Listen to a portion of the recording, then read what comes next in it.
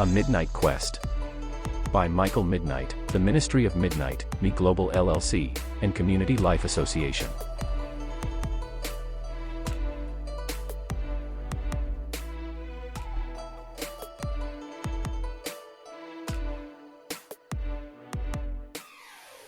Prologue.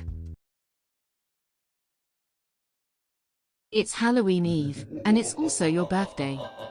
Today, you turn 5. You wake up wearing your pajamas, a black t-shirt with a rainbow swirl, matching black pants, and black slippers. You are excited to change into your night costume, but you think it's still too early. You play in your room with your toys for a while.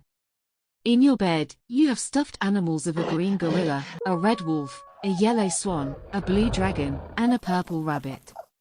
Scattered around your room are other toys, including a white polar bear, a black robot, a grey castle and moon night light, an orange pirate ship, a tan samurai, a pink ball, and a crystal prism.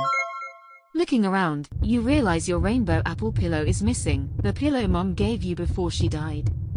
You search frantically, throwing everything around, but it's no use. It's gone. You glance outside again and notice people arriving for the party. I have to find my pillow before the party starts. You think. I'll change into my costume after I find it. You head downstairs to the living room. Dad is there, a big man with a big beard, dressed like a Scot, wearing a green kilt, ghillie shirt, and wrist guards. Dad smiles and waves at you while you come down the stairs.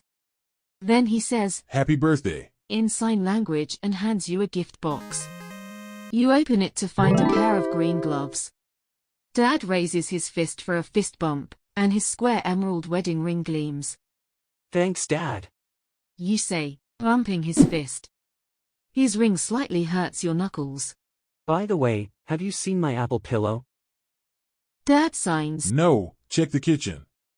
But hey, can you help me carry some things to the shed?" Sure, Dad, after I find my apple pillow. You go to the kitchen, where your dog greets you, barking and running up to be petted. Your sister is there too, a skinny teen girl with red hair, red braces, freckles, and acne. She's wearing a wizard hat and costume, cutting the net packaging off some food. "Happy birthday," she says, handing you a gift box. Inside is a red flashlight. She gives you a big kiss as the pot on the stove bubbles over, and she quickly lowers the flame. Thanks, sis. By the way, have you seen my apple pillow? "No, but check the patio. Hey, do you want to try some of my food?" Sure, sis, after I find my apple pillow. You step outside to the patio. It's hotter than the kitchen, but a pleasant breeze cools the air. Your favorite auntie is sitting on the porch, wearing a yellow feather hat, a yellow diamond nose ring, a yellow diamond necklace, a sparkling yellow shawl, a white and yellow ombre sundress, and yellow heels. A swan-shaped masquerade mask and a kite sit on the table beside her. "Happy birthday," she exclaims, pulling a gift bag from behind her chair. Inside is a yellow hoodie and a brown backpack. Thanks, Auntie. You say, giving her a big hug. She smiles warmly and hugs you back. By the way, have you seen my apple pillow? "No, but ask Grandpa, he's a doctor and thinks he knows everything. She says with a chuckle. I think he's in the shed. But hey, want to fly a kite with me?" Sure, Auntie, after I find my apple pillow. You pack your gifts into your new brown backpack and head to the far end of the yard, where you find Grandpa in the shed.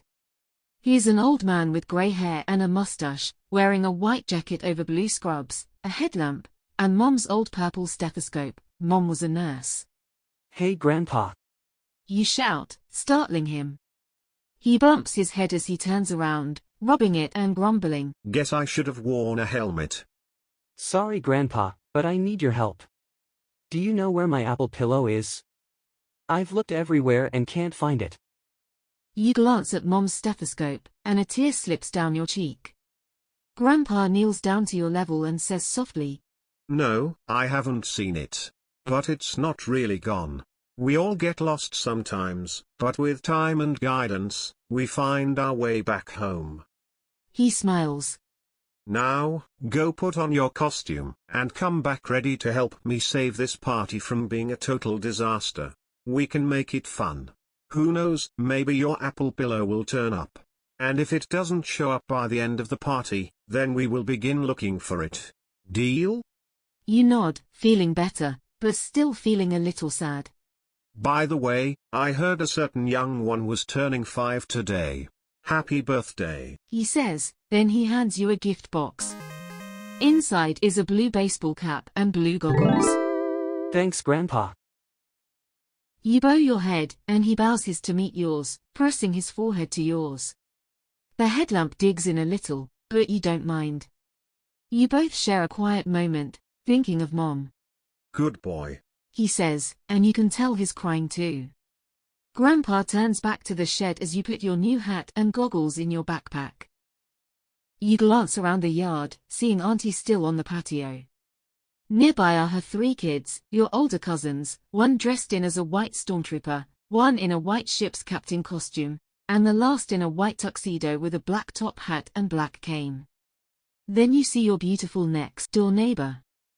She's dressed like a princess in a glittering grey dress, pointing up at the sky. She's talking to her boyfriend, who's dressed as a robot, but he is ignoring her and just fiddles with his phone. Your neighbor princess's mom is dressed as a pirate. She is talking to your other neighbor, a man dressed as a samurai. He sneezes, and the pirate mom hands him a pink tissue, her face showing obvious disgust. Seeing all the cool costumes, you finally decide to run back inside to put on your costume. You haven't found your rainbow apple pillow, but you're optimistic it will find its way home, just like Grandpa said. And you'll ask everyone to keep a lookout for it, and you're sure it'll turn up by the end of the party. You begin to run inside and something catches your eye, a purple glimmering light. You turn to look, but you slip, trip, and fall, splashing right into your dog's kiddie pool, which is filled with water and apples, ready to bob. When you fall into the very shallow pool, you don't hit the bottom, instead you feel yourself sinking through it. You swirl around in a colorless void, spinning counterclockwise in a whirlpool vortex that consumes you. The vortex pulls at you, draining the colors from your rainbow swirl t-shirt, which bleed into the void, transforming into their elemental forms. Green becomes earth, red becomes fire, yellow becomes air, blue becomes water, and purple becomes lightning. Then everything becomes a blur. Suddenly, you hit the bottom. You pick yourself up and look around. You're now in the center of your room, but it's different, colorless and lifeless. It feels empty. Everything looks familiar but somehow changed. You remember throwing your stuff all over the place earlier, searching for your pillow, but now your room is inexplicably neat and tidy. You still have your brown backpack, which remains in color and looks brand new. Your black pants and shoes, already colorless, appear normal.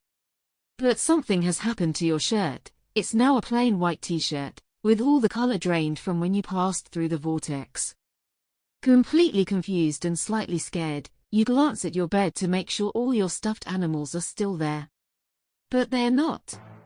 They're all gone, except for something oddly familiar, your rainbow apple pillow, the one you were looking for. Now, like the rest of your room, it's colorless. But you don't care. Now that you've found it, you're not letting it go. You take off your brown backpack to put the pillow inside, but it's already full of your new birthday gifts, and somehow, they still have color.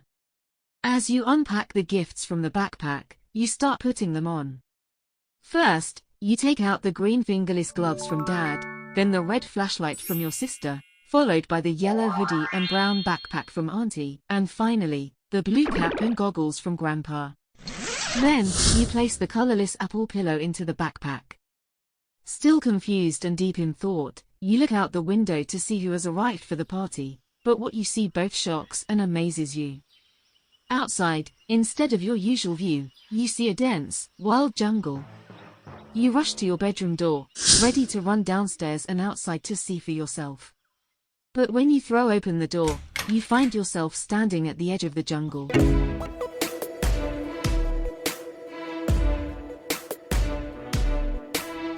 A Midnight Quest. By Michael MidKnight, the Ministry of MidKnight, Me Global LLC, and Community Life Association.